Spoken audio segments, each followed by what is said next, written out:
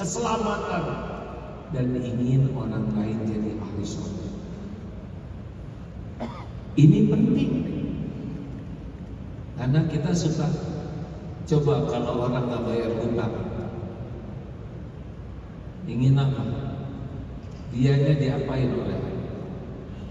Dipejetin. Mana kita mau mendoakan dia jadi orang kaya? Amit-amit, nanti nyusul saya dong. Doa baik aja pelit. Coba yang pernah ditolak, melamar ditolak, apa doanya? Rasakan 7 turunan. Ini bukan penyair.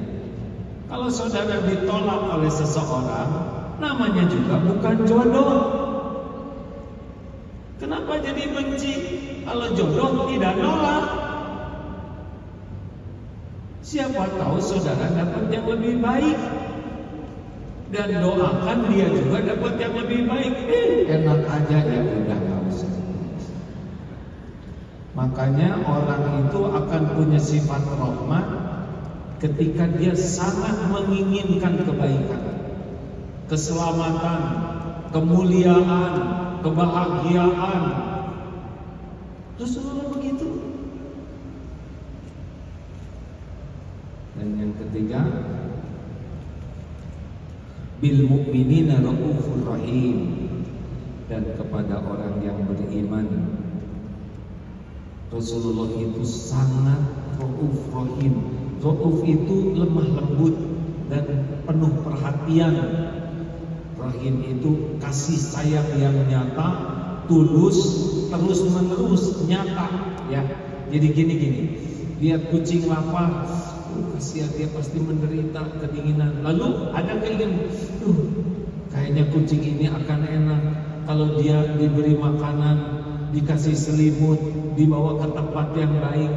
Itu ingin, dan action, langsung dibawa kucing itu dipeluk, diberikan selimut sambil kasih susu. Nah, jadi tidak hanya peka, tidak hanya menginginkan kebaikan, tapi berbuat. Halo, jelas tidak nih? Ini teh mau disayang Allah tidak? Ya ini ceritanya. Tidak boleh emosian. Bentuk kasih sayang yang paling nyata, tidak bisa dipungkiri, adalah kasih sayang orang tua, khususnya ibu. Kita bisa belajar dari sini, ya. Rabbighfirli wali walidayya warhamhuma kama rabbayani shaghira. Rabbighfirli, ampuni saya ya Allah, wali walidayya, dan juga ibu bapak, orang tua, dan sayangi keduanya sebagaimana menyayangi kita di waktu kecil. Mari sejenak kita hidupkan hati kita, belajar daripada umumnya ibu terhadap anak. Coba ketika hamil, kita pasti pernah berada di rahim ibu, betul? Tidak mungkin kita jadi begini. Apa yang dilakukan ibu ketika kita ada di rahim? Jalan dijaga, makanan dijaga, takut sesuatu terjadi pada diri kita. Jalan berat, sabar. Kadang mual, muntah, tiap makan muntah, sabar. Begitulah ciri orang yang punya kasih sayang, sabar menderita untuk yang disayanginya. Benar? Tidak ada apa berat kayak gini. Enggak ada. Bapak aja gak bisa. Benar, nggak mau kelamaan, 3 bulan aja cukup keluar. Tidak ada. Makin lama makin berat. 9 bulan lelaki nggak tahu, coba beli kelapa berapa ya, 3 gitu, buntel, bawa ke sini tiap hari.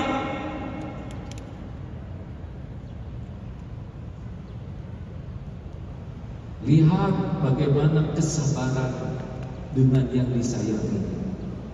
Tahan derita demi yang disayangi. Tuh begitu kalau orang sayang tuh. Lahir ke dunia, bersimbah darah, air mata, sakit tak terperikan demi kita. Tapi apa yang dilakukan sesudah melihat kita lahir? Didekat, dipeluk, diciumi, seakan tidak ada penderitaan. Melihat kita hadir di dunia, ini kasih sayang. Tidak pernah sibuk dengan penderitaan, tidak pernah membahas kepedihannya. Yang ada adalah bahagia melihat kebahagiaan yang disayangi. Benar. Kalau kita seorang penyayang, kita tidak akan ribet dengan kepahitan yang kita rasakan. Kalau kita seorang yang penyayang, tidak akan sibuk menceritakan kesusahan, kepahitan. Tidak ada. Lihat ibu, apakah sibuk menceritakan penderitaannya hamil? Sibuk menceritakan penderitaannya melahirkan? Tidak ada sepatah kata pun, kecuali di dekat. Artinya seorang yang penyayang itu tidak pernah sibuk dengan memamerkan kesulitan, penderitaan, kepahitan kepada orang-orang yang disayangi. Stop hadirin bicara tentang perjuangan, pengorbanan kalau hanya sekedar untuk disayangi. Tidak boleh. Lakukan yang terbaik. Orang mau tahu, mau tidak tahu, Allah tahu. Lihat waktu kita kecil, bayi, ibu rela tidak tidur agar kita nyenyak.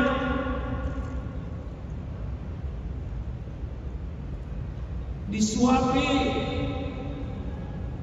walaupun nahan lapar, asal kita bisa makan.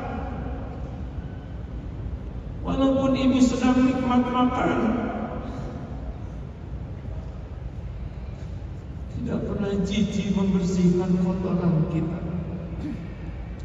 Itulah sayang.